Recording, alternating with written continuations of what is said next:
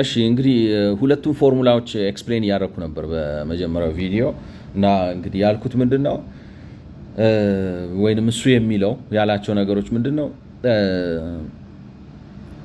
የድህነት ወጥመድን ኢኮኖሚክሱ ሲተረጉመው ይሄ the economics of poverty trap የሚለው ርዕስ ነው ማለት ነው። በእንትን ውስጥ the economics of poverty trap ዲፋይን ሲያደርገው የድህነት ወጥመድ ማለት መጀመሪያ ብሎ አንድ ሰው በሆነ መስክ ይሰማራል። በንግድ ሊሰማራ ይችላል፣ በእርሻ ሊሰማራ ይችላል፣ በአናጢነት ሊሰማራ ይችላል ወዘተ ወዘተ ወዘተ።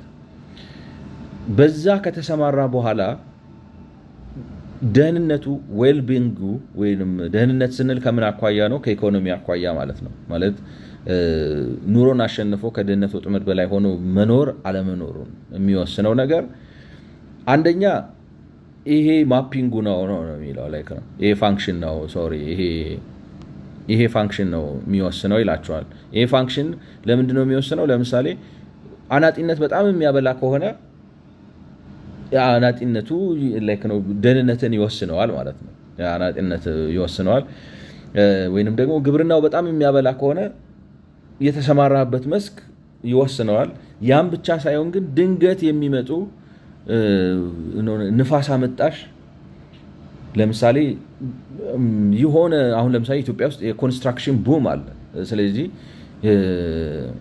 አሁን እንኳን ተቀዛቅዞ ሊሆን ይችላል አላውቅም። ግን ኮንትራክተር ከሆናችሁ ለምሳሌ እንበልና የሆነ ነገር ተፈጥሮ ሰው በቃ የአገር ግንባታ ውስጥ የሚገባ ኮንስትራክሽን ዘርፍ ውስጥ ያለው ሰው ትርፋማነቱ በጣም ይጨምራል። ዊንድ ፎል ይመጣል። ወይንም ምን ልባላችሁ የውጭ ዶላር ገዢና ሻጭ ብትሆኑና ማለት ዶላር ገዢና ሻጭ ብትሆኑና የሆነ ነገር ተፈጥሮ የዶላር ዋጋው በአንድ ጊዜ ቢንር ኦቨርናይት ዊንድ ፎል አላችሁ ማለት ነው። ስለዚህ እንትናችሁ በእነዚህ በሁለቱ ነገሮች ይወሰናል ነው አንዱ ሚለው ማለት ነው። Condition for each mapping, then initial access holding may effectively limit choice conditions among alternative livelihood unless complete and competitive financial market exists, in which case are identical. ይሄ እንግዲህ ቀደም እንዳልኳችሁ እንትና ያካትትም ነው ምንድነው ሰው ብድር በቀላሉ አግኝታችሁ የምትፈልጉት መስክ ላይ የምትሰማሩ ከሆነ መነሻችሁ ለምሳሌ ገጠር ውስጥ መኖራችሁ፣ ከተማ ውስጥ መኖራችሁ ወይንም ደግሞ እንትን መምረጣችሁ የፈለጋችሁትን የሚያዋጣችሁትን መርጣችሁ ትሄዳላችሁ። አንዳንዴ ግን ሊሚትድ ነው ቾይሳችሁ። you are like restricted ባላችሁበት ሁኔታ ያን አይወስንም ነው የሚለው። ያን አይወስንም አይ ቲንክ ሐሳቤ ገብቷችኋል። then ሶስተኛው እንግዲህ ከዚያ ከሆነ ጊዜ በኋላ መተን የሰውየው መነሻ ሀብት ምን ሆነ? ስለዚህ የተሰማራበት መስክ አለ ማለት ነው ላይክ ነው በቃ ዲስፖዘብል የሆነው አክሰስ ሊያደርግ የሚችለው ነገር መሬት ሊሆን ይችላል። ዲስፖዘብል የሆነው ከተማ ውስጥ የሚኖር ከሆነ ወጥቶ ሙያውን መሸጥ ሊሆን ይችላል። ወይንም ስኮላርሺፕ የሆነ ነገር አድርጎ የሆነ ነገር ውስጥ መግባት ሊሆን ይችላል ማለት ነው። ያንን መርጦ ከሄደ በኋላ ሰራ ተሰማራ ያልተጠበቀው ነገር ወይ መልካምም ሆነ መጥፎም ሆነ ብቻ ሰርቫይቭ ያደረገ ይቀጥላል።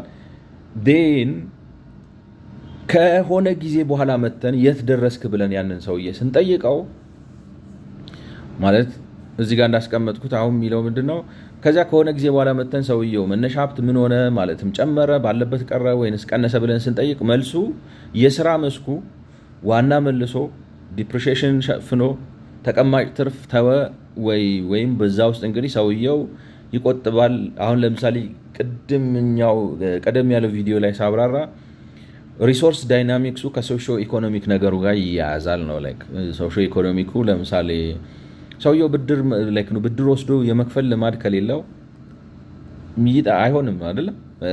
የመቆጠብ ልማድ ከሌለው ወዘተ ወዘተ የሰውየውም ኤጀንሲውም አለበት እዛ ውስጥ የሰውየው ነገር ማለት ነው። ስለዚህ በተሰማራ አንዳንድ ሰው ታውቃላችሁ በጣም ይሰራል፣ በጣም ታታሪ ነው፣ በጣም ብር ያገኛል። ነገር ግን ለምሳሌ አሁን አንድ ሰው መኪና ገዝቶ የጭነት መኪና ቢያሰማራ እና ራሱ ቢይዘው ወይ ደግሞ ጥሩ ሹፌር ቢቀጥር ጥሩ ገንዘብ ሊያገኝ ይችላል። ግን ያ ገንዘብ ሲመጣ መኪናውን ጤና ማስጠበቅ አለበት አይደለ? መኪናውን ሰርቪስ ማስደረግ ማሰራት ምናምን ማለት ኢንሹራንስ መግባት ወዘተ ወዘተ እነዚህ ነገሮች ማድረግ አለበት። ዲፕሪሺዬሽን ኮስት አለ፣ የስራ ማስኬጃ ብዙ አይነት ወጪዎች አሉበት። አት ዘ ሴም ታይም ደግሞ ነገ መኪና መድገም ከፈለገ የተወሰነ ነገር መቆጠብ አለበት። ሰውየው ግን ያገኘውን ሁሉ እየሰበሰበ ወስዶ አይ ዶንት ኖ እንግዲህ አሸሸ ገዳም የሚልበት ከሆነ የትም አይደርስም ነው ላይክ ነው which is obviously understandable ማለት ነው። እዚህ ጋር እንግዲህ ምንድነው ፋንሲ ፎርሙላ ያስቀምጣል ማለት ነው። this one a+t1 የሚለው ስለዚህ ሀብቱ ሰውየው ይዞት የገባው ሀብት ለምሳሌ መሬት ከሆነ መሬቱ ምርታማነቱ ጨምሮ ተደላድሎ ምናምን ተስተካክሎ ይቆያል ወይ t+1 ከሆነ ጊዜ በኋላ ማለት ያን የሚወስነው እንግዲህ like ነው there are a number of things እነዚህ ማለት መጀመሪያ የአሴቱ ባህሪ ይወስነዋል መነሻው፣ ከዛ በኋላ ሰውየው ከዛ ላይ ከሚያገኘው ወስዶ የሚያስቀምጠው ይወስነዋል እና ደግሞ አሴቱን ይዞ ሲገባ ያለው ሪስክም ይወስነዋል ይላል። አሁን ሪስክ የሚለው እንግዲህ ኮምፕሌክስ አይዲያ ነው like ነው ኮምፕሌክስ አይዲያ ነው። ለምንድን ነው ኮምፕሌክስ አይዲያ የሆነው? ለምሳሌ አሁን ብድር ቤታችሁን አስይዛችሁ ተበድራችሁ ስራ ውስጥ መግባት ትችላላችሁ፣ ግን ሪስኩ በጣም ከፍተኛ ስለሆነ ሰው ቤቱን ይዞ ቢቆይ ይሻለዋል። ምክንያቱም ቤቴን አስይዤ እንትን ውስጥ ንግድ ውስጥ ገብቼ ከከሰርኩ መክሰር ብቻ አይደለም ቤትህንም ነው የምታጣው፣ በአራጅ ይወጣብሃል ቤት። ስለዚህ ፈርተህ ትቀመጣለህ ማለት ነው። ላይክ ነው ኦፖርቹኒቲው አለ፣ ቻንሱ አለ፣ ግን ሪስኩ በጣም ከፍተኛ ነው። ስለዚህ you don't do it እና እነዚህ ነገሮች አፌክት ያደርጉሃል ነው ማለት። ስለዚህ አሴትህ ይሻሻላል አይሻሻልም የሚለው ለምሳሌ ቤት አለ በእጅ ላይ ግን ያንን ይዘህ ትገባለህ ወይ ነው ማለት። ቤቱን ሌላ ነገር ነው የምትፈልገው፣ ቤት እኮ አለ እጅ ላይ ግን ቤትህን አስይዘህ ንግድ ውስጥ አትገባም። በጣም ሀብታም የሆኑ ሰዎች ችግር የለባቸውም ማለት ህንጻቸውን አስይዘው ምናምን ብለው ምናምን ይላሉ፣ ግን ለሚነሳው ሰው ላይክ ነው ሪስኩ ከባድ ነውና ያብራሩታል ከዛ አንጻር ማለት ነው። ስለዚህ ሪስኪ ነው ግን ይሄ ሪስክ የሚለውን ነገር አሁን በየሙያ መስኩ በምናምኑ ማብራራት ከባድ ስለሚሆን እዚህ ጋር በዲፕሪሺዬሽን በሚባል ተካዋለው ይላቸዋል። which means አሁን ለምሳሌ የመሬቱ ምርታማነት ምን ያህል ይቀንሳል በሚለው ማለት ነው። ስለዚህ አሴታችሁ ለምሳሌ ይዛችሁ ተነሳችሁ፣ አሁን የኢትዮጵያ መሬት ችግር የኢትዮጵያ መሬትን ይዛችሁ ብትነሱ ስሞል ኦርደር አግራሪያን ፋርመር ብትሆኑ ወይንም በጥቃቅን እርሻ የሚሰራ ገበሬ ብትሆኑና ማምረት ብትጀምሩ ከተወሰነ ጊዜ በኋላ ላይክ ለምሳሌ ዘራችሁ ዛሬ 50 ኩንታል አጨዳችሁ 50 ኩንታል አጨዳችሁ ከዛ እንግዲህ የሚበላውን በላችሁ የሚቆጠበውን ቆጠባችሁ በሬውን አሳከማችሁ ወዘተ ወዘተ በሬውን መገባችሁ ምናምን አላችሁ። መሬታችሁ ግን ዲግሬድ እያደረገ ከሄደ እናንተ ወደፊት ሀብታም እየሆናችሁ አይደለም የምትሄዱት፣ ምክንያቱም መሬቱ የማምረት አቅሙ በጣም እየተመናመነ ነው። ስለዚህ አሴቱ በጣም እንደዚህ ዲፕሪሺዬት እያደረገ መሄድ ከሆነ ከነበረበት እየወረደ ከሆነ አታድጉም ነው ሰው በአጠቃላይ ምንድን ነው ስጠቀልሉት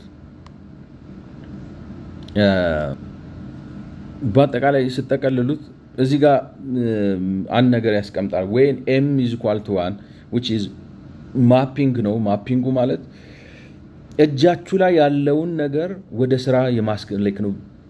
ምንድነው የሚባለው? ኦፖርቹኒቲን ኤክስፕሎይት ማድረግ ነው። ምንድነው እጃችሁ ላይ ያለውን እድል ተጠቅማችኋል ብለን እናስብ ነው። ስለዚህ m is equal to 1 the model with the law of motion 4 ማለት ነው። motion 4 የሚለው ይሄንን 4 ነው ማለት ነው። እዚህ ጋር አራት እቺ ነች like ነው this one ይሄንን ነው አራት የሚለው ማለት ነው። when m1 is equal to 1 the model with the law of motion 4 reduces to the canonical convex Ramsey-Cass-Koopmans neoclassical Gauss model and global convergence to a unique long-run steady-state asset stock and level of well-being result ይላል ማለት ነው። እስካሁን ያለውን እነዚህን አራቱን ፎርሙላዎች አጠራቅመን በግለሰብ ደረጃ ሳይሆን በሀገር ደረጃ ስናስቀምጣቸው የሚመጣው ዋናው ሐሳብ ምንድነው ነው የሚለው በግለሰብ ደረጃ ሳይሆን በአገር ደረጃ ስናስቀምጣቸው የሚመጣው ዋናው ሀሳብ ምንድነው? ይሄ እንግዲህ አሁን እዚህ ጋር ኮንቬክስ ራምሴ ካሽ ኩፕመንስ ምናምን የሚባለው ሞዴል የሚለው ምንድነው? ኋላ ቀር ሀገራት በጠቅላላው ከሰለጠኑት ሀገራት የተሻለ የማደግ እድል አላቸው ነው። ለምን? ሁለት ፈንዳሜንታል ኢኮኖሚክ ምክንያቶች አሉ። አንደኛው ኢኮኖሚክ ምክንያት ምንድነው? ማለት ካፒታል አሁን ለምሳሌ ሀብት ፈጥራችሁ ካፒታል ዲሚኒሽንግ ማርጂናል ሪተርን አለው ነው። ዲሚኒሽንግ ማርጂናል ሪተርን ማለት ሀብት እየጨመራችሁና ገንዘባችሁ እየበዛ በሄደ ቁጥር ያንን ገንዘብ ኢንቨስት አድርጋችሁ የምታመጡት የትርፍ መጠን እየቀነሰ ነው የሚሄደው። ለምሳሌ አሁን ወይንም ባጭሩ በቀላል አማርኛ ለማስረዳት በአሜሪካ ከ2% በላይ አመታዊ እድገት ማምጣት ከባድ ነው። ምክንያቱም ታድጎ በቃ ጫፉ ላይ ተደርሷል። ካፒታል ኢንቨስትመንቱ ዲሚኒሽንግ ማርጂናል ሪተርን ነው ያለው። አሜሪካኖቹ በጣም ኢንቨስት ያደርጋሉ። ገቢያቸውን ብዙ ነው፣ ኢንቨስትመንታቸውን ብዙ ነው፣ ግን የእድገት ስፔሱ ትንሽ ነው። አፍሪካ ግን ብትመጡ መንገድ የሀገር አልተሰራም። ለምሳሌ ኢትዮጵያ ብትመጡ ብዙ የሚሰራ መንገድ አለ፣ ብዙ የሚገነባ ትምህርት ቤት አለ፣ ብዙ የሚሰራ ቤት አለ፣ ብዙ ላይክ ነው። የእድገት እድል የአገር ነው። ስለዚህ ካፒታል ኢንቨስት በተደረገ ቁጥር ብዙ ሪተርን እያመጣ ቶሎ መመንደግ ይችላል ነው አንዱ ነገር ማለት ነው። ስለዚህ ዲሚኒሽንግ ማርጂናል ሪተርን አለ። ሁለተኛ እንደነሱ ፍሮንቲየር እያሰፋን አይደለም፣ አዳዲስ ድንበር እየገፋን አይደለም፣ አዳዲስ ፈጠራ እያመጣን አይደለም። ለምሳሌ ኢትዮጵያ ውስጥ ዘመናዊ ግብርና ለመጠቀም ከዚህ በፊት ተፈጥሮ ምናልባት በማይክሮቦቹ ጋር በተያያዘ አዲስ ነገር ሊያስፈልገን ይችላል። ከዛ በተረፈ ግን አሁን ለምሳሌ ፕሪሲሽን አግሪካልቸር የሚባለውን ነገር ለመስራት መግዛት ነው ቴክኖሎጂው። ገንዘቡ ይኖረን እንጂ አቅሙ ይኖረን እንጂ ቴክኖሎጂዎችን አምጥተን ኦልሬዲ ሳይንሱ አለ፣ ቴክኖሎጂው አለ። ከዚህ በፊትም አንስቼዋለሁ። ያንን ወደዚህ አምጥቶ ኢምፖርት አድርጎ ሰው አሰልጥኖ አስገብቶ ማሰማራት ነው። ሌላ ነገር የለውም ማለት ነው። ስለዚህ እስካሁን ያልናቸው ስለ ያወራናቸው ስለ the economics of poverty trap የሚለው ምንድነው? አንደር ኖርማል ሰርከምስታንስስ አገራት እጃቸው ላይ ያለውን እድል ተጠቅመው አንደር ኖርማል ሰርከምስታንስስ ኦር ሴትሪ ፓሪበስ ማለት ገበያ ይሰራል፣ ሰላም አለ፣ ሀገሩ ጤናማ ነው ወዘተ ብለን ኖርማል ኮንዲሽኖችን ካሰብናቸው ሀገራት ማደግ አለባቸው ነው። ኋላ ቀር የሆኑ ሀገራት ከሰለጠኑት ከቀደሙት ሀገራት የተሻለ ፈጣን እድገት የማስመዝገብ እድል አላቸው አንደር ኖርማል ሰርከምስታንስስ። እሱ ነው የሚሆነው ነው የሚለው እዚህ ጋር። however overwhelming empirical evidences conclude that one, much of the world has not converged and is not converging on a low level equilibrium እየሆነ እንዳለው ግን ኋላ ቀር የሆኑ ሀገራት እያደጉ መጥተው ኮንቨርጅ እያደረጉ ተመሳሳይ የእድገት ደረጃ ላይ እየደረሱ አይደለም፣ ምንም እንኳን ዝቅተኛ ቢሆንም ማለት ነው። so that the simple poverty trap model seems terribly unrealistic ማለት በቲዮሪው መሰረት እንዳልናችሁ ማለት እንዳልኩት በጽንሰ ሐሳብ ደረጃ ያ ማለት ኋላ ቀር ሀገራት ማደግ አለባቸው። ማደግ ልክ ነው። ነገሮቹ ለራሳቸው ከተተው ቴክኖሎጂውም ስላለ ካፒታሉም ቶሎ ብዙ ሪተርን ኦን ኢንቨስትመንት ስላለው ዲሚኒሽንግ ስላልሆነ እንደ ታላላቆቹ ሀገራቶች ቶሎ የማደግና የመስተካከል ነገር ማምጣት ይችላሉ ነው። ነገር ግን በተግባር ስናየው እንደዛ የሆነ አይደለም።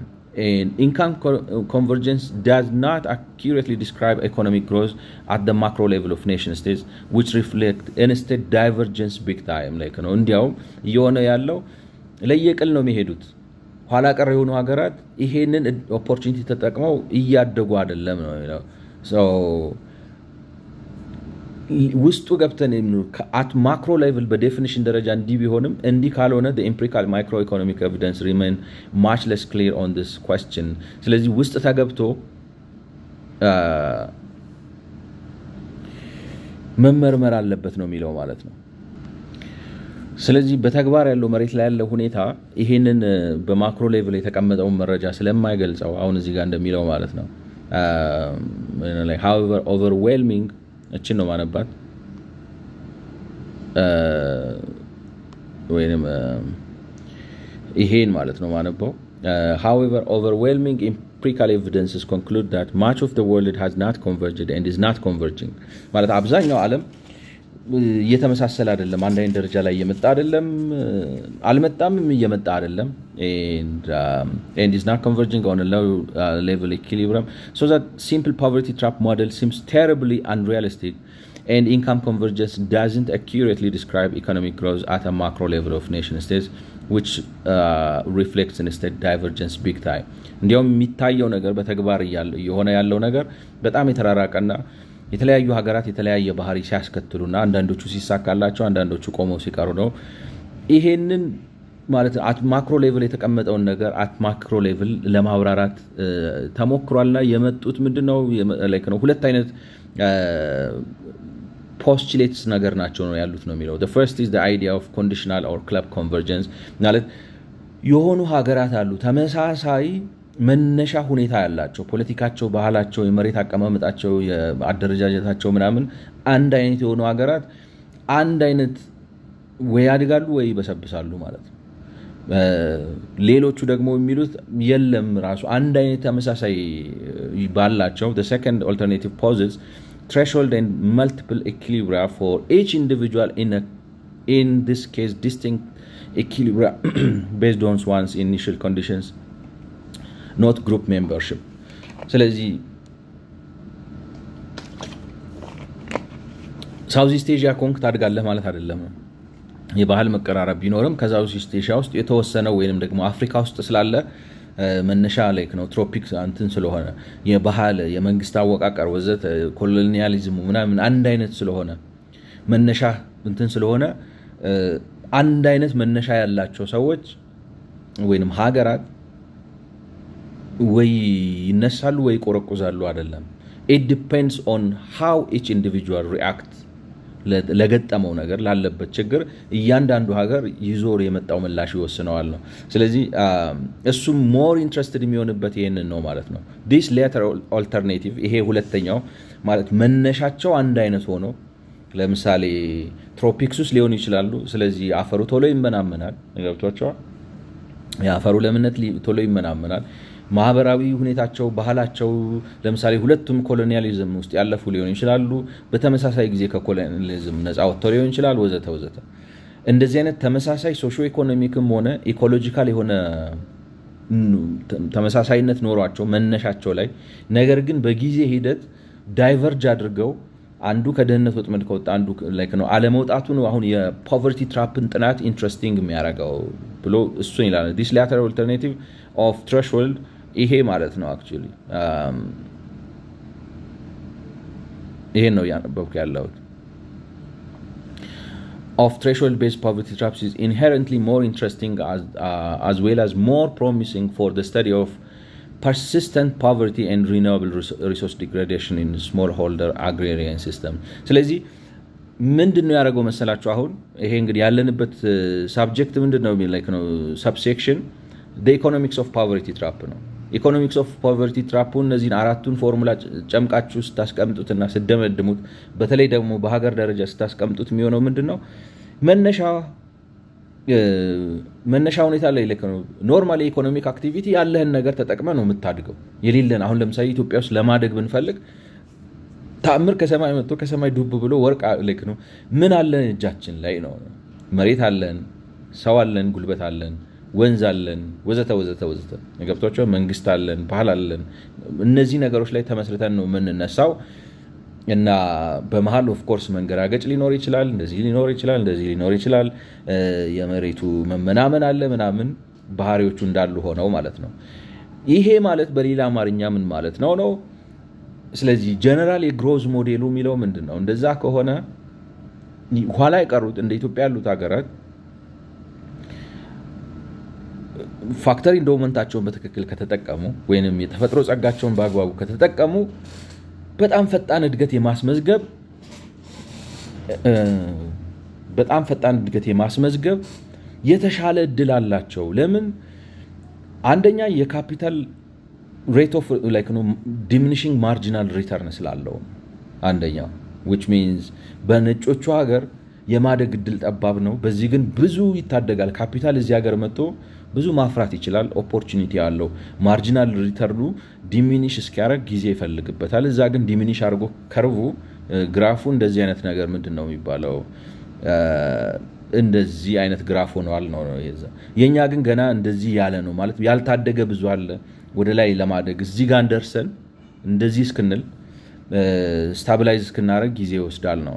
ስለዚህ አንደር ኖርማል ሰርከምስታንስ ያለው የድህነት ወጥመድ አረዳድ ነው ግሮዝ አንደርስታንድ የሚደረግበት መንገድ ይሄ ነው። የኢኮኖሚክ ግሮዝ አንደርስታንድ የሚደረግበት መንገድ ይሄ ነው። የኢኮኖሚክ ግሮዝ አንደርስታንድ የሚደረግበት መንገድ ይሄ ነው። ግን በተግባር እንደታየው ያ ከሆነ እውነት ከሆነ ምንድን ነው ኋላ የቀሩ ሀገራት በአጭር ጊዜ ተትት አድርገው ማደግ ነበረባቸው። ግን በተግባር እንደምናውቀው እያደጉ አይደለም ነው። ስለዚህ ለምንድን ነው የማያድጉት? No, the question is why are they remaining? አንዳንዶቹ ሲያድጉ አንዳንዶቹ የማያድጉት ለምንድን ነው? ስፔሲፊክ የሆነ መልስ የለም። የተለያዩ ሰዎች የሚሰጧቸው ምንድን ነው ኮሌክቲቭ መነሻቸው ነው ብለው በክለብ ያስቀምጧቸዋል ነው በሆነ ክለብ አድርገው ተመሳሳይ ለምሳሌ ኮሎኒያሊዝም ሂስትሪ ካልቸራቸው ወርክ ኤቲክሳቸው ምናምናቸው የተፈጥሮ አካባቢያቸው አንድ አይነት ከሆነ ወይ ያድጋሉ ወይ ቆመው ይቀራሉ ነው። አንዳንዶቹ ደግሞ የለም እንደዚህም ተመሳሳይ ሆኖ ለየቅል የሚሆኑበት ጊዜ አለ። ኢንዲቪጁዋል ሆኖ የሚወጡበት ጊዜ አለ ይላሉ ማለት ነው።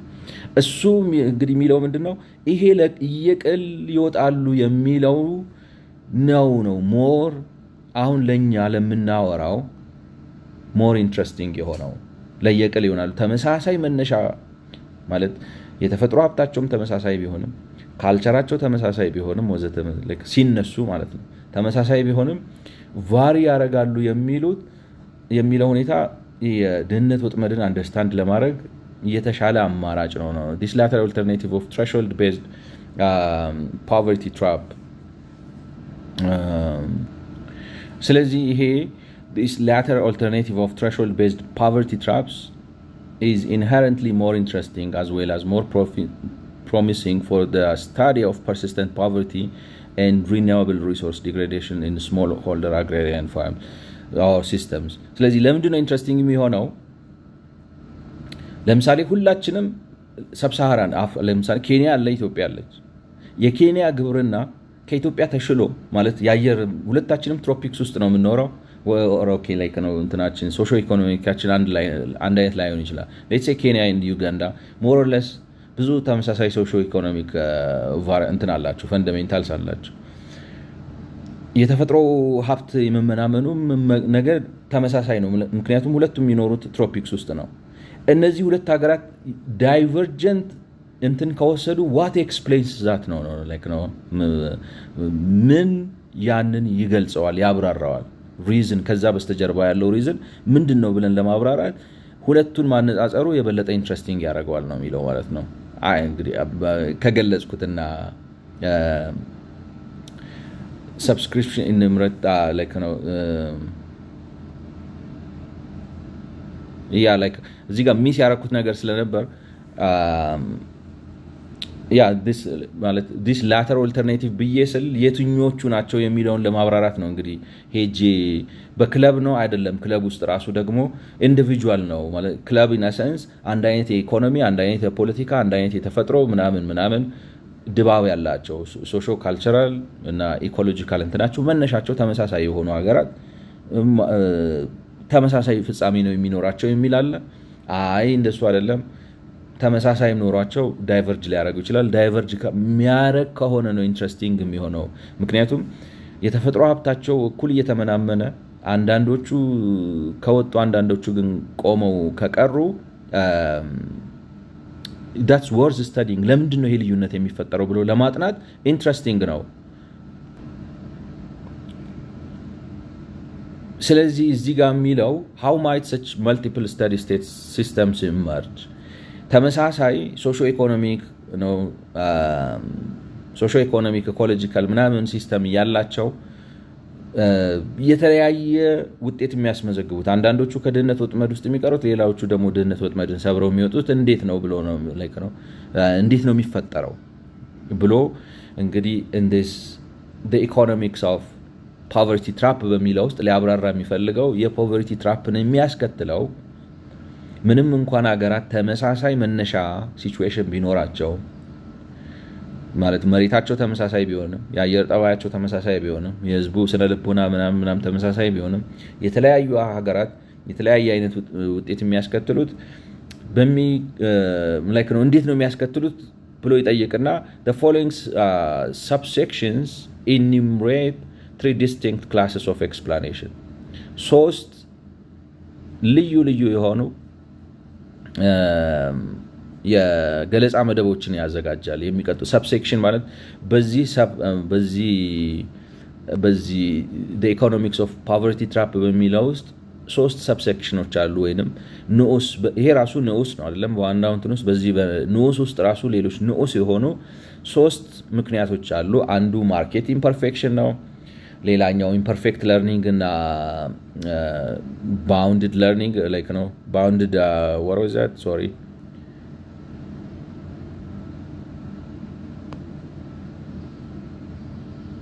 ማርኬት ላይክ ነው ማርኬት ኢምፐርፌክሽንስ ነው አንዱ ሌላው የሚያነሳው ምን ነበር ኢምፐርፌክት ለርኒንግ ኤንድ imperfect learning and bounded rationality more or less like ነው የግንዛቤ እጥረት ነው ከዛ በመጨረሻ የሚያነሳው spillovers coordination failures and economically dysfunctional institutions እኔ ዝም ብዬ በኢንስቲትዩሽንስ ስር ነው ያስቀመጥኳቸው ማለት ተቋማት ይገነባሉ ግን ተቋማቱ ፋንክሽናል አይደሉም ወይንም ማድረግ የሚገባቸውን ነገሮች አያደርጉም ለምሳሌ ግብርና ሚኒስተር አለ ያጠናል ይማራል ውጭ ቴሌኮ ትሬኒንግ ይሰራል ወዘተ ግን ፋንክሽናል አይደለም ውጤታማ አይደለም ውጤት አያስመዘግብም ነው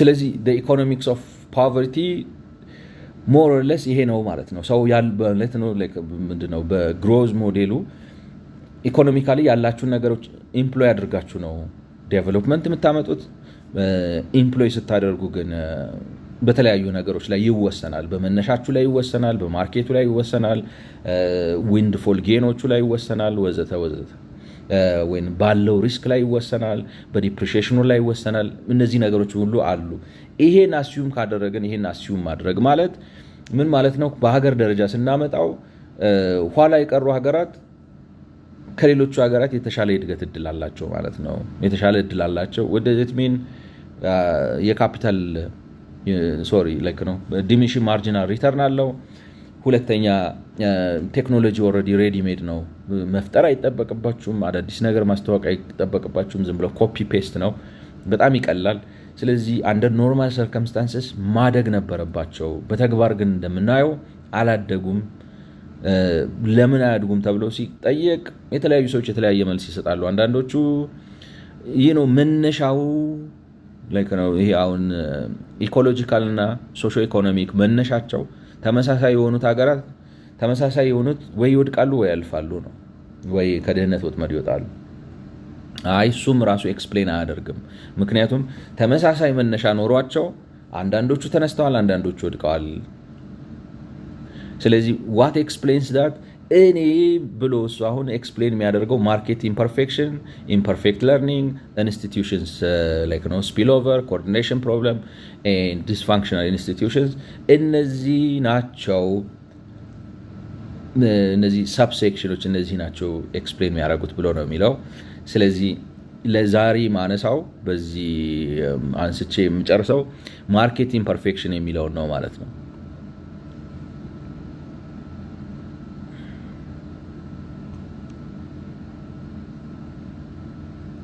ማርኬት ኢምፐርፌክሽን የሚለውን በሱ ነው። ስለዚህ እንግዲህ እዚህ ማርኬት ኢምፐርፌክሽን የሚለው ላይ ስንመጣ የሚላቸውን አንዳንድ ነጥቦች እያነሳን እንያቸውና እኔ እውነት ለመናገር ማርኬት ኢምፐርፌክሽን እኔ አንደርስታንድ እንደማደርገው በኢኮኖሚስት የሆኑ ሰዎች ሊሉ ይችላሉ። ማርኬት ኢምፐርፌክሽን ወሰን ነው ተብሎ የሚቀመጠውና የድህነት ወጥመድን ሊያስከትል ይችላል የሚባለው አንድ ሰው ለምሳሌ በተለያየ ምክንያት ተወዳዳሪ መሆን አቅቶት ተወዳዳሪ መሆን ሳይችል ቀርቶ ተበልጦ ከገበያ በሚወጣበት ጊዜ እሱ ተበልጦ ወጥቷልና ማርኬት ኢምፐርፌክሽን አለ የሚባልበት ምክንያት ያለ አይመስለኝም። ማርኬት ኢምፐርፌክሽን የሚባለው ሰዎች በራሳቸው ጥረትም ሆነ ማርኬት በተፈጥሮ በስሪቱ ራሱ ሊፈታቸው የማይችላቸው ችግሮች አንድ ነገር በገበያ ይፈታ ብለህ ስታወው ገበያው በራሱ መንገድ ሄዶ ሊፈታቸው የማይችላቸው መቼም ሊፈታቸው የማይችላቸው ነገሮች ናቸው ለእኔ ማርኬት ኢምፐርፌክሽን የሚባሉት እንጂ በተለያዩ ታሪካዊ፣ ግለሰባዊ፣ ማህበረሰባዊ ምክንያቶች የሚፈጠሩ ችግሮች የሰዎችን የኢኮኖሚ እድገት ጥረት ካሰናከሉ እኔ ማርኬት ኢምፐርፌክሽን አላቸውም። ላይክ ነው ግለሰባዊ ችግሮች፣ ማህበረሰባዊ ችግሮች እና ፖለቲካዊ ችግሮች ብለን በዛ ነው እንጂ የምንረዳቸው ማርኬት ችግር ስላለበት ድሃ ሰዎች መበልጸግ አይችሉም ብሎ ማለት ማርኬት ችግር ስላለበት ድሃ ሰዎች ከድህነታቸው መውጣት የሚችሉት በገፍ ሲረዱ ነው ብሎ ማለት እኔ ኢኮኖሚክስ አይመስለኝም። ድሃ ተረጂ ሁኑ፣ ተመጽዋች ሁኑ፣ ጠብቁ ማለት ነው የሚል እምነት ነው ያለኝ እና አርጊውመንቱን አልቀበለው። ስለዚህ ሚለውን ላሳያችሁና እንዴት እንደምንለያይ እንግዲህ በተወሰኑ ነገሮች ለማስረዳት ለሞከር። Development economics as a sub-discipline has focused heavily on the sources and consequences of market imperfections that generate inefficiency and retard asset accumulation and productivity growth. ስለዚህ ይሄ የልማት ኢኮኖሚክስ የሚባለው ወይም ዴቨሎፕመንት ኢኮኖሚክስ የሚባለው ኢኮኖሚክ ዘውግ ወይንም ርዕስ ወይንም ምንድነው የጥናት መስክ ወይም የምርምር መስክ focused heavily on the sources and consequences of ማለት የገበያ ኢምፐርፌክሽን ወይንም የገበያ እንከን አልባ ያለመሆን ችግር ወይንም ገበያ ሁሉ ጊዜ እንከን የማይጠፋው በመሆኑ ምክንያት heavily on the sources and consequences of ወይንም ገበያን እንከን አልባ እንዳይሆን ወይንም በእንከን የተሞላ እንዲያደርግ የሚያደርጉት ነገሮችና እሱም የሚያስከትላቸው ብክነቶች እንዴት በሰዎች ላይ ሀብት የማፍራት ጥረት ላይ ያላቸውን አሉታዊ ሚና ለማጥናት ይሞክራል ነው ዴቨሎፕመንታል ኢኮኖሚክስ። እኔ ይሄ እቺ አባባል ራሷ ላይ ነው እቺ the first sentence ላይ ነው ይሄ ዴቨሎፕመንት ኢኮኖሚክስ የሚባለው የኢኮኖሚክስ መስክ ገበያ እንከን የበዛበት በመሆኑ ወይንም ኢምፐርፌክት በመሆኑ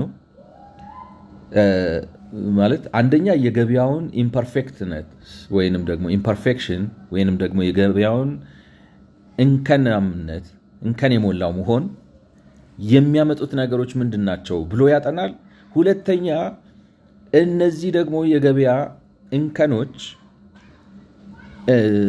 ኢንኤፊሺየንሲን ኤንድ ሪታርድ ማለት ነው። ምንድነው የሚባለው ኢንኤፊሺየንሲ? አሁን ጥሩ ያፈጻጸም ብቃት ነው ያፈጻጸምን ብቃት የሚያመነምኑበትና የሀብት ፈጠራውን ሂደት የሚያኮሰምኑበትን አካሄድ ለመረዳት ይሞክራሉ።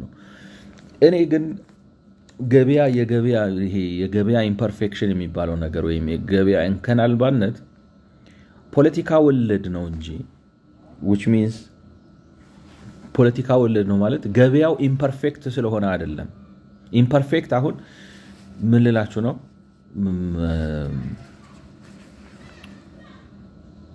ልማትን በሚገታ መልኩ ገበያ ኢምፐርፌክት አይደለም። ገበያማ እንደዛ አይነት ኢንሄረንት ችግር ካለበትና ሰዎችን በድህነት አረንቋ ውስጥ የሚያስቀር ከሆነ ማለት ነው በዓለም ላይ ማንም ሊለማ አይችልም።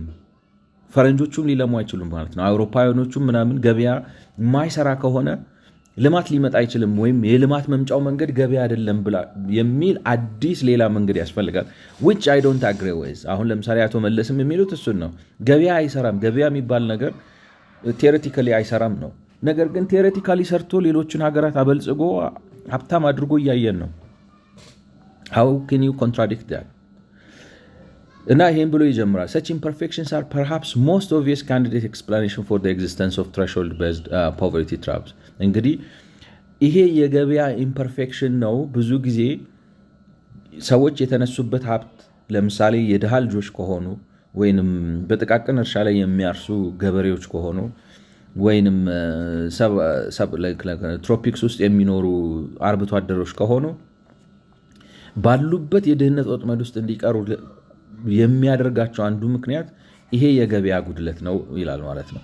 እና ለምሳሌ ሲያብራራ ይላል ፎር ኤግዛምፕል እዚህ ጋር ነው ያለሁት።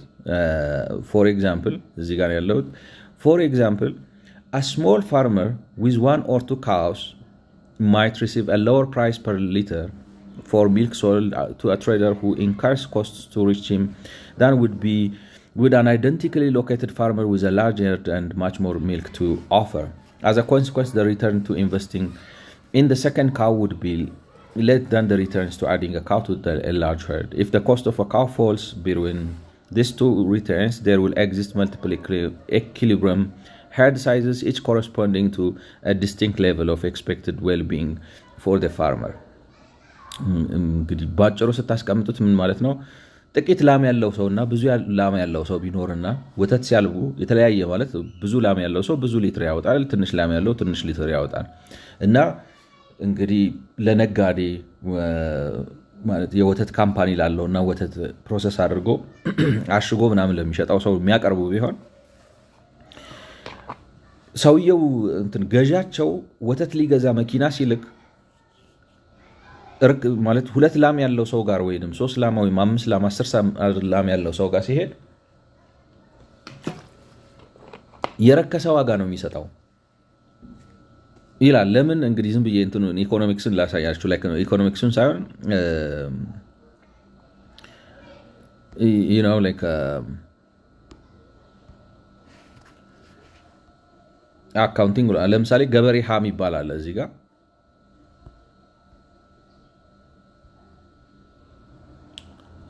ገበሬ ሃ አለ፣ እዚህ ጋር ገበሬ ለ አለ ማለት ነው።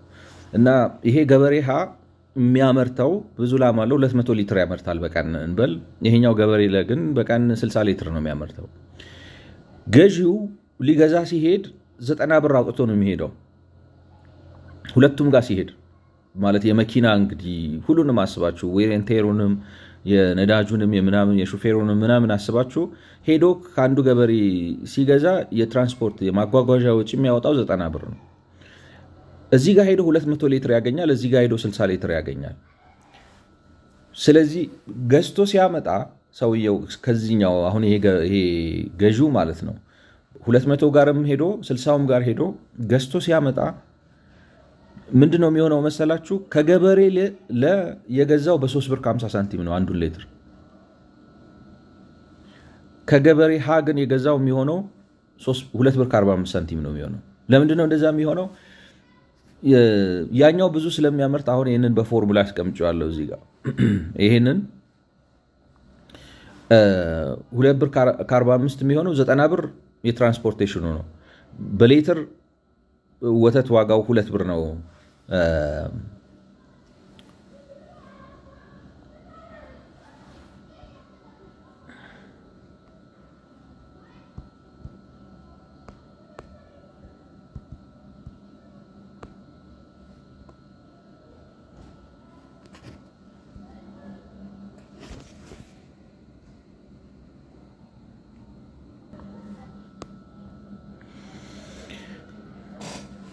በሌትር 2 ብር ቢሸጡለት እያንዳንዳቸው ማለት ነው ገበሬ ሃም ገበሬ ለም 2 ሊትር ቢሸጡለት፣ ስለዚህ 2 ሲባዛ 200 ይሄ ማለት ነው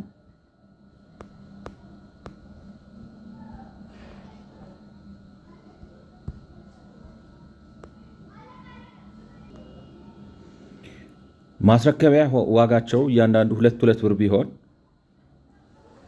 ስለዚህ 90 ብር የትራንስፖርት ወጪ ያለው 2 ብር እያንዳንዱን ሊትር የሚገዛበት ነው። 200 ሊትር ሲገዛ ለወተቱ 400 ብር ያወጣል፣ ለትራንስፖርቴሽን 90 ብር ያወጣል። 490 ብር አወጣ ማለት ነው 200 ሊትር ይዞ ለመምጣት።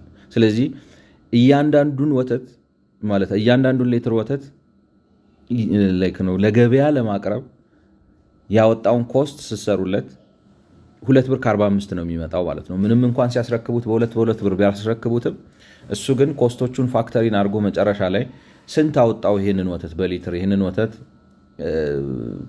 መጋዘኔ ለማስገባት ፕሮሰስ ለማድረግ ስንት አወጣው ብሎ ሲያሰላ ከ200 ሊትር ከሚያቀርበው ገበሬ የተረከበበት ዋጋ 2 ብር ከ45 ነው ማለት ነው። ግን በተመሳሳይ በ2 ብር ከዛኛው ገበሬ ሲረከብ ግን 60 ሊትሩን በ2 ብር ሲረከብ 90 ብር ሲደመር 2 ሲባዛ 60 120 ወደ 210 ብር ምናምን ይመጣል። እያንዳንዷን ሊትር ከዛኛው ገበሬ የገዛበት ግን 3 ብር ከ50 ነው የሚሆነው። ምን ልላችሁ ነው?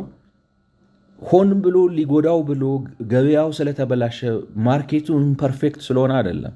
ሎጂስቲኩ ነገሩን የማጓጓዝ እና የማምጣት ሎጂስቲኩ ያንን ዲማንድ ስለሚያደርግ ነው።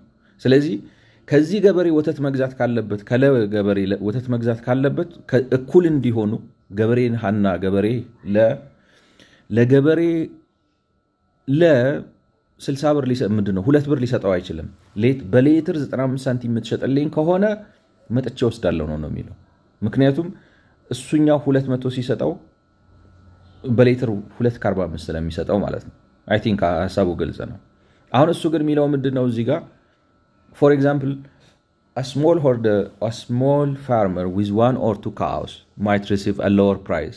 አዎ ላይክ ነው 95 ሳንቲም ነው ካንተ የምረከበው ነው የሚለው። ምክንያቱም 95 ሳንቲም ሲረከበው ነው የትራንስፖርቴሽን ኮስቱን ወይንም ለትራንስፖርት ያወጣውን ወጪ ከግምት ውስጥ አስገብቶ በኋላ ላይ ዋጋው 2.45 የሚያመጣለት ማለት ነው። ከዛ በላይ ከከፈለው ያስገባበት ዋጋ ከፍ እያለ ነው የሚሄደው። ስለዚህ ትርፉን ይቀንስበታል ወይ ወተቱን እሱ ደግሞ ለሚቀጥለው ሰው በውድ መሸጥ አለበት። ስለዚህ አይዋጣውም ሲምፕሊ።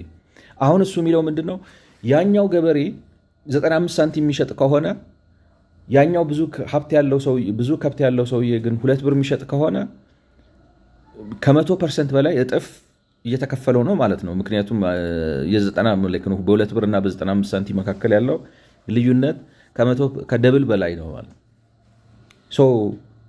ትንሹ ገበሬ ለማደግ ይቸገራል። ምክንያቱም የሚያገኛት ገቢ ራሱ ትንሽ ነች ነው። በ95 ሳንቲም 60 ሊትር ሲሸጥ 50 ምናምን ብር ነው የሚያገኘው። ያ ግን 60 ሊትሩን በስንት ነው የሚሸጠው? ምንም እንኳን ከ60 በላይ 140 ጨምሮ የሚሸጥ ቢሆንም ከ60 በላይ ስንት ነው የሚያገኘው? ከ60 ሊትሩ ስንት ነው የሚያገኘው? በ2.45 ገደማ ስታባዙት ወደ 150 ብር ምናምን ያገኛል። ይሄኛው ግን 59 ብር ነው የሚያገኘው። ተመሳሳይ ናቸው ወተቶቹ፣ ሌትሮቹም፣ ጥራቱም ወዘተ። ግን ገበሬ ወደ 150 ብር ያገኛል ከ60 ሊትር፣ ገበሬ ለግን ወደ 59 ብር ምናምን አካባቢ ያገኛል ማለት ነው። 59 ብር የሚያገኝ ከሆነ የኑሮን ወጪ ምናምን ላይክ ነው እኩል ወተት አምርቷል፣ ግን እኩል እየተጠቀመ አይደለም። ሀሳቡ ግልጽ ከሆነ ማለት አሁን እኔ ይሄንን ማርኬት ኢምፐርፌክሽን ማለት የሚቻል አይመስለኝም ነው የኔ አርጊውመንት። ገብቷቸዋል? ያለው የገበያው ሁኔታና የሎጂስቲክ አድሚኒስትሬሽኑ ይሄንን ትንሽ ገበሬ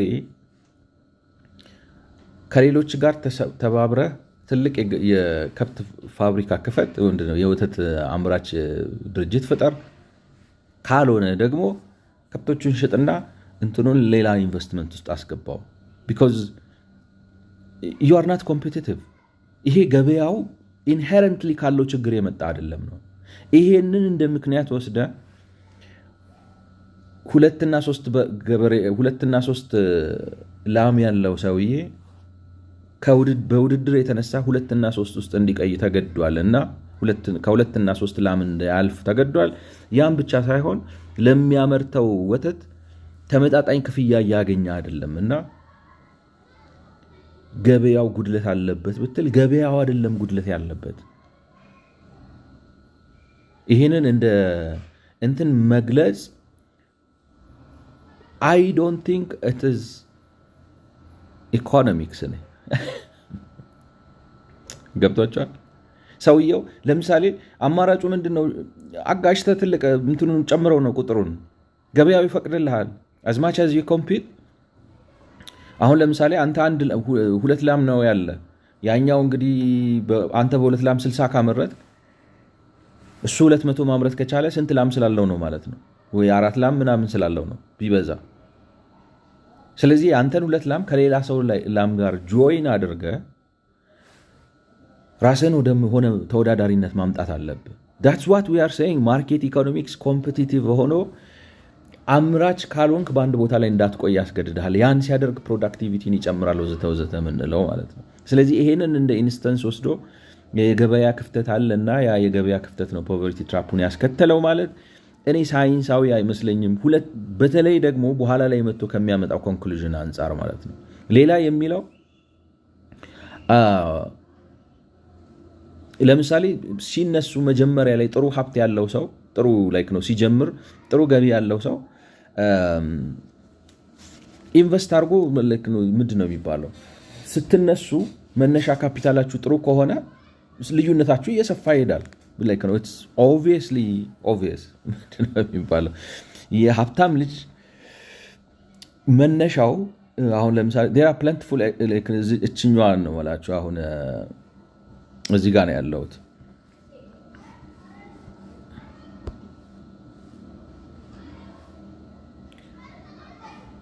እዚህ ጋር ነው ያለው There are plentiful empirical examples of such patterns. For example, households possessing more assets who adopt higher return crop varieties or agronomic practices, wealthier households who get skilled salaried employment rather than unskilled causal wage labor, or households who graduate from poultry or small ruminants to indigenous cattle to improve dairy cattle and advanced animal husbandry practices, for example, artificial insemination, supplemental feeding, and so forth. As wealth grows and these methods become affordable ማለት እንትናቸው የተሻለ የግብርና ቴክኖሎጂ ለመጠቀም ለምሳሌ የተሻሉ እነዚህ አሁን ለምሳሌ የተለመዱትን ከብቶች ሳይሆን የውጭ የሆኑ ምንድነው ብዙ ወተት የሚሰጡ ምናምን እንትኖችን አምጥተው መግዛት የቻሉ ሰዎች የተሻለ ተወዳዳሪ ይሆናሉ። ወይንም ኢኒሻል ካፒታላቸው የተሻለ ሰዎች የተሻለ ኢንቨስት አድርገው ዝም ብሎ መደበኛ ሰራተኛ የጉልበት ሰራተኛ ሳይሆን ስኪልድ የሆነ ሰው ቀጥረው ጥሩ ዘር ተጠቅመው ምናምን ብለው የተሻለ ውጤት ሊያስመዘግቡ ይችላሉ። ሰው እንደዛ ማድረግ ስለሚችሉ በመካከላቸው አሁን ይሄንን ማድረግ የማይችሉት ሰዎች ግን በሌላ አማርኛ መነሻቸው የተለያዩ የሆኑ ሰዎች የተለያየ ፍጻሜ ይኖራቸዋል ነው። የኢኮኖሚ ፍጻሜ ይኖራቸዋል። ጀነራሊ አንዳንድ ጊዜ ኤክሰፕሽን ሊኖር ቢችልም እኔ ግን የተለያየ መነሻ ያላቸው ሰዎች የተለያየ ፍጻሜ ይኖራቸዋል ማለት ያ የገበያ ክፍተትን ያሳየዋል ወይ ነው። እኔ የገበያ ክፍተት ብዬ የምለው ገበያ በባህሪው ሰዎች ተወዳድረው ሀብታቸውን እንዳይጨምሩ የሚያግዳቸው ሲሆን ነው። ላይክ ነው which is when it is insurmountable። ለምሳሌ አሁን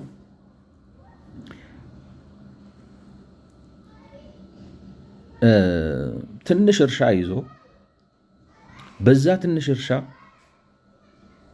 ቴክኖሎጂ መጠቀም ይከብደዋል። ምክንያቱም በጣም ብዙ ዓመት ይፈጅበታል። አይሆንም። ያ ሰውዬ ማድረግ ያለበት ያንን እርሻ ለሚሻለው ሰው አስረክቦ ወይንም የራሱን እርሻ በክራይ ለሌላ ሰው ሰጥቶ ራሱ በጉልበቱ ሰርቶ ህይወቱን ለማሻሻል ቢሞክር ነው። ምን ልላችሁ ነው? ሰውየው በወቅቱ ያለውን አማራጭ የኢኮኖሚ እንትኖች አይቶ ወደሚሻለው እንዲገባ መገደድ አለበት። የግድ በ100 ካሬ ምንድነው በ500 ካሬ ሜትር እርሻ ከድህነት ወጥመድ ካልወጣ ገበያው ችግር አለበት ምትል ከሆነ ይሄ እኔ የገበያን ችግር አያሳይም ባይ ነኝ። ፈንዳሜንታሊ ላይክ ነው ኢኮኖሚክሱ ስለማይፈቀድ ነው። በ500 ሄክታር መሬት ሀብታም መሆን አትችልም። ይቅርታ በ500 ሜትር ስኩዌር ሀብታም መሆን አትችልም ግብርና። ሶ ላይክ ነው ይሄንን እንደ ኢንሄረንት ማርኬት ፌሊየር መግለጽ አይ ዶንት ቲንክ ኢትስ ፕሮፐር። ሌላኛው የሚለው አሁን ለምሳሌ ቅድም እንዳልኳችሁ አንኢንሹርድ አሁን እዚህ ጋር እችኛዋን ላሳያችሁ። አሁን እዚህ ጋር የሚለው ምንድን ነው? አንኢንሹርድ risk may similarly cause some lower wealth households to allocate their assets so as to reduce risk exposure. አሁን ለምሳሌ ቤተሰብ ያለው ሰው ቤቱን አስይዞ ትራክተር ለመግዛት ወይም የሆነ ንግድ ውስጥ ለመግባት ይፈራል። ምክንያቱም ሪስክ አለው። ሰውየው ግን ሀብታም ከሆነ አይፈራም። ይሄኛው ቢወድቅ በዚህኛው አነሳዋለሁ፣ ይሄኛው ቢወድቅ በዚህኛው አነሳዋለሁ ወዘተ ወዘተ ብሎ ሪስክ ይወስዳል። ወይንም ሪስክ አቨርስ ነው ድሃ። ምክንያቱም ያለችውን ጥሪቱን ማለት አስይዞ ትልልቅ ንግድ ውስጥ አይገባም። ወይንም የተሻለ ቴክኖሎጂን አዳፕት ለማድረግ ነገሮችን አይደፍርም ማለት ነው። እንዲህ አይነት ሁኔታ መኖሩ እኔ ይሄንን እንዴት ልበላችሁ፣ ሰዎች ያላቸውን ኢኮኖሚ እድል ሁሉም ሰው ሚሊዮነር ካልሆነ ምንል ከሆነና ሁሉም ሰው ሚሊዮነር እንዲሆን ገበያው አይፈቅድምና ገበያው በሽተኛ ነው ብሎ ማለት እኔ ኢኮኖሚክ ሳይንስ አይመስለኝም። ምክንያቱም በሰለጠኑት ዓለም ራሱ እንደዚህ ነው የሚኖረው። በለሙትም ይሄ እድል ከሌለ በአፍሪካ ውስጥ ድህነትን ማሸነፍ አይቻልም ብሎ ማለት ለምሳሌ በሁለት ላም ባለውና 5 ላም ባለው ሰው መካከል ያለው ልዩነት 2 ላም ያለውን ሰው በትንሽ እንዲሸጥ ያስገድደዋልና አፍሪካ ውስጥ የድህነት ወጥመድ እንዲሰበር 2 ላም ያለውም ሰውዬ 5 ላም ያለውም ሰውዬ የትራንስፖርቴሽን ኮስቱ ምንም ይሁን ምን በሌትር የሚያቀርቡበት ዋጋ 2.45 መሆን አለበት። which is impossible. you cannot do that. አይሆንም። አርቲሜቲክ አይፈቅድልህም። ይሄ ችግር ስላለ ግን አፍሪካ ከድህነት መውጣት አትችልም ካልከኝ እኔ ሌላ ነገር አስበ ነው አንተ ነው ቢኮዝ አሁን እዚህ ጋር ምንድነው መሰለው የሚላችሁ መጨረሻ ላይ ሲጨርስ ማለት ነው። እዚህ ጋር ሲጨርስ ምን ይላል? These explanations of poverty traps based on market imperfections, liquidity constraints and resulting asset thresholds ከዚህም የተነሳ አሴት ትሬሾልድ የሚላቸው ምንድነው? መነሻ ሀብታችሁ ዝቅተኛ ከሆነ ለምሳሌ 2 ከብት ይዛችሁ ከተነሳችሁ ወይንም የናጠጠ ሀብት ኖሯችሁ ይሄኛውን አስይዛችሁ በዚህኛው ንግድ ውስጥ ምናምን ማትገቡ ከሆነ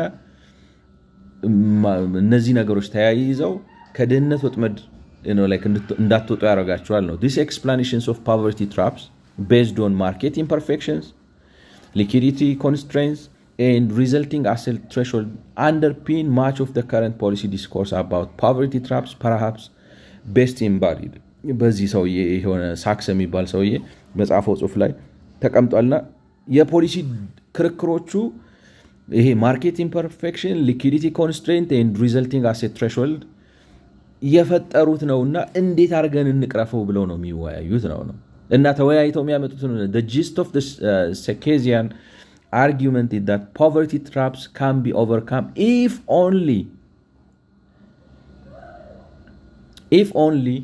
the world would provide adequate resources to overcome the market imperfections that presently obstruct capital accumulation and technology adoption in the poorest areas of the tropics. ምን እያለ ነው አሁን ላይክ ነው ስነሳ ቀደም ያልኳችሁ ነገር ነው ላይክ ነው እስካሁን ስከራከረው የነበረው ነገር በገፍ ሀብት ገብቶ ይሄ ማርኬት ኢምፐርፌክሽን፣ ሊኩዊዲቲ ኮንስትሬንት፣ ትሬሾልድ ላይክ ነው አሴት ትሬሾልድ ምናምን የሚላቸውን ነገሮች ካልፈታና ለምሳሌ 2 ላም ያለውን ሰው እያንዳንዱን እየመረጠ 5 ላም ካልሰጠ ሶዛት ይሄኛው 5 ላም ስትል ለዚህኛው 5 ስታረገው ያኛው 17 ይገባልሃል። 17 ስታረገው ገብቷቸዋል። አሁንም አድቫንቴጅ ይወስድብሃል ያኛው አይሆንም ነው like there are so many factors። ስለዚህ መውጫ የለህም ነው like የአገር በትሪሊየን ዶላር መጥቶ በገፍ መጥቶ ካልተገለበጠ በአፍሪካ ውስጥ ድህነትን ማሸነፍ አይቻልም። እኔ ግን ይሄ ኢኮኖሚክስ አይደለም። ዝም ብለው ጥናት ያጠናሉ ይጽፋሉ ምናምን ይላሉ እንጂ እኔ ይሄ ኢኮኖሚክ ሳይንስ አይደለም። ዴቨሎፕመንታል ኢኮኖሚክስን ኤድ ኢኮኖሚክስ የሚያደርገው ነው። እርዳታ ነው የሚያሻሽልህ ነው። እርዳታ መልካም ነገር ነው፣ ግን በእርዳታ አይደለም የሚሸነፈው። እኔ በፖሊሲ ነው፣ በመርህ ነው፣ በመንግስት አወቃቀር ነው፣ በገበያ አሰራር ነው የሚሸነፈው። ምክንያቱም የጃፓንን ምሳሌ አይተናል፣ የራሻን ምሳሌ አይተናል፣ የነዚህ የሰለጠኑትን ሀገሮች ምሳሌ አይተናል። አንሌስ ስፔሲፊካሊ ዩሴይ አፍሪካ ውስጥ ግብርና ላይ ይችላል ነው እኮ ነው። ቴክኖሎጂው ካለ፣ ኢንቨስትመንቱ ካለ፣ እውቀቱ ካለ፣ አደረጃጀቱ ካለ ይፈታል ማለት ናሽናል ፕሮብለም ሆኖ መቅረት አይችልም። እነሱ ግን የሚሏችሁ ምንድን ነው? እንደዚህ ብለዋችሁ በቃ ተይዘሃል ነው እኮ ነው። አንተ መውጫ የሚባል ነገር የለህም፣ ተስፋም የለህም። as long as you are staying in the tropics መነሻ የተበላሸ ስለሆነ፣ መሰረቱ የተበላሸ ስለሆነ መውጫ ቀዳዳ የለውም ነው። አቶ መለስ እንግዲህ ይህንን አምጥተው ነው የሚደፉብን ነው ላይክ ነው። ፖቨርቲ ትራፕ ስላለ በልማታዊ መንግስት አካሄድ ነው እንጂ በማርኬት አድርገን ይህንን ልንወጣው አንችልም ነው። እንዲያውም በማርኬት ካልሆነ በልማታዊ መንግስት እንሂድ ካልን ቋሚ ተረጂ ሆነን ነው የምንቀጥለው። ምክንያቱም nobody in this world is not gonna give us አሁን $10 trillion ይሰጡናል አምጥተው አፍሪካ ውስጥ ቢሰጡንስ ራሱ አድሚኒስትሬሽኑን ማኔጅመንቱን እናቀበታለን ወይ? ይደርሳሉ እሱ ለተረጂዎች? እስካሁንስ ሲረዱ አልነበረው? ስንት ዓመታቸው? 40 ዓመታቸው፣ 50 ዓመታቸው፣ 60 ዓመታቸው? እዚህ ሀገር ሲዳ ከገባ ስንት ዓመቱ ነው ማለት? ዩኤስኤድ በሉት ምን በሉት እንዳለ መጥተው ሲያደርጉ ሲያግዙ ምናምን ሲሉ አልነበረው? ምን ለውጥ አመጡ? ነቲንግ። ላይክ ነው ብራዚል ቡና በጣም ያመርታሉ፣ ስንዴ በጣም ያመርታሉ። ፕሮዳክቲቭ ኮምፒቲቲቭ ላይክ ነው። የስጋ ምርት ከፍተኛ የስጋ ምርት አላቸው። ግሎባሊ ዶሚኔት የሚያደርጉ ትልልቅ የስጋ ካምፓኒዎች አሏቸው። they have overcome it። በዴቨሎፕመንታሊዝም ግን አይደለም ማለት በዴቨሎፕመንታሊዝም አይደለም ምላችሁ፣ በእርዳታ ብር አይደለም ነው፣ በካምፓኒ ብር ነው፣ በቢዝነስ ነው የተፈታው። ስለዚህ ምንም እንኳን እኔ የእሱን ሀሳብ እያቀረብኩ ቢሆንም እያለን ያለው ምንድን ነው? $1 ትሪሊየን እርዳታ አግኝታችሁ በገፍ ካልሆነ በስተቀር መውጫ የለም ነው። እናሳያለን ነው የኔ ሀሳብ። ደግሞ ምን ያህል ሀሳቤ ግልጽ እንደሆነ እርግጠኛ ባልሆንም፣ ምክንያቱም እንዳልኳችሁ 2 ላም ያለውን ሰው ለምን በላም በወተት ምርት ሀብት ባለጸጋ አልሆንክም አይደለም ምንለው ማርኬት የሚለው 2 ላም ኖሮ ካልቻልክ ይሄንን በ2 ላም ብቻ ለመኖር አጣር፣ ሌላም ነገር ፈልግ ብሎ ያስገድደዋል ነው ማርኬት። ተወዳዳሪነት በዛ ላይ ላይክ ነው የሚመጡት ብዙ ስትራክቸራል ቼንጆች፣ የፋይናንሻል አክሰሱ፣ ሪሶርሱ፣ ኢንፎርሜሽኑ ምናምን ሌላ የኢኮኖሚ ድሎ ሰጥተውት ወይ ከፈለገ የከብት ቁጥሩን ያሳድጋል፣ ካልሆነ የንግድ አቅጣጫውን ቀይሮ ሌላ ንግድ ውስጥ ይገባል። በጃፓን እንደሆነው በራሻ እንደሆነው ማለት ይሄ ነው እንግዲህ። እቀጥልበታለሁ። ስለሰማችሁኝ አመሰግናለሁ። መልካም ጊዜ